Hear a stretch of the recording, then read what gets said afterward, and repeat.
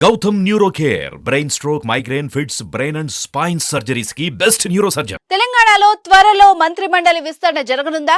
Revanth cabinet లో professor Kodandaram చోటు ఖాయమా? ఎమ్మెల్యే కోటా ఎన్నికల్లో ఎమ్మెల్సీ పదవిని కోదండరాంకి కట్టబెడతారా అంటే అవునన్న సమాధానాలు వినిపిస్తున్నాయి.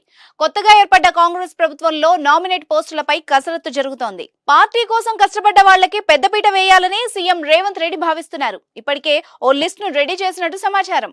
మరోవైపు మంత్రివర్గ విస్తరణ కూడా అడుగులు పడుతున్నాయి. అయితే ఈసారి మంత్రివర్గంలోకి ప్రొఫెసర్ కోదండరాం ను తీసుకుంటారని వార్తలు ఆసక్తి రేపుతున్నాయి. తెలంగాణ ఉద్యమ సమయంలో కోదండరాం క్రియాశీలకంగా వ్యవహరించారు. పొలిటికల్ జేఏసీ ఏర్పాటు చేసి అన్ని పార్టీలను ఏకతాటిపైకి తెచ్చి ఉద్యమానికి ఊపు తెచ్చారు. మరోవైపు ఎన్నికల్లో కాంగ్రెస్ కు తమ మద్దతు ప్రకటించారు. దీంతో ఎమ్మెల్యే కోటా ఎన్నికల్లో ఎమ్మెల్సీ పదవిచ్చి ఎమ్మెల్సీగా ఎన్నికవగానే మంత్రి పదవి కేటాయించాలని రేవంత్ రెడ్డి చూస్తున్నారట.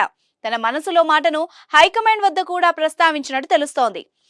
ఆయనకు విద్యాశాఖను కేటాయిస్తున్నారన్న కథనాలు కూడా వినిపిస్తున్నాయి. కోదండరాం ను మంత్రిని చేసి విద్యాశాఖ అప్పగించడం ద్వారా ప్రొఫెసర్ గా ఆయన అనుభవం ఉపయోగపడుతుందని కాంగ్రెస్ పెద్దలు భావిస్తున్నారు. అదే విధంగా కోదండరాం కి మంత్రి పదవి కేటాయిస్తే బీఆర్ఎస్ పై నైతికంగా పైచేయి సాధించవచ్చనేది రేవంత్ వ్యూహంగా కనిపిస్తోంది. ఉద్యమకారుడికి మంత్రి పదవి ఇచ్చినట్టు ఉంటుందనే అంచనాలు కూడా వేస్తున్నారు. ఇక లోక్సభ ఎన్నికలకు ముందే మంత్రివర్గ విస్తరణ చేపట్టే అవకాశం కూడా ఉంది.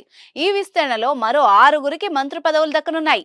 గత మంత్రివర్గ విస్తరణలో నిజామాబాద్, ఆదిలాబాద్, హైదరాబాద్, రంగారెడ్డి జిల్లాలకు అవకాశం దక్కలేదు. దీంతో ఆ జిల్లాల వాళ్లకి మొదటి ప్రాధాన్యం ఇవ్వనున్నట్టు తెలుస్తోంది.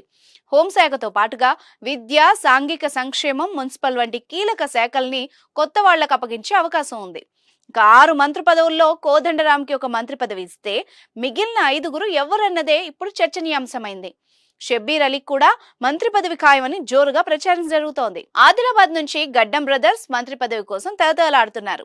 ఇప్పటికే ఢిల్లీ స్థాయిలో చెన్నూరు ఎమ్మెల్యే వివేక్, బెల్లంపల్లి ఎమ్మెల్యే వినోద్లు లాబింగ్ మొదలు పెట్టేశారు.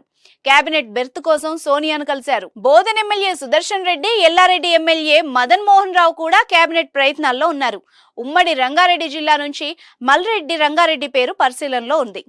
లోక్సభ ఎన్నికలకు ముందే మంత్రివర్గ విస్తరణ పూర్తయ్యేలా రేవంత్ ప్లాన్ చేస్తున్నారు. మరి ఎవరెవరికి మంత్రి పదవి దక్కుతుందో చూడాలంటే కొన్ని రోజులు ఆగాల్సిందే.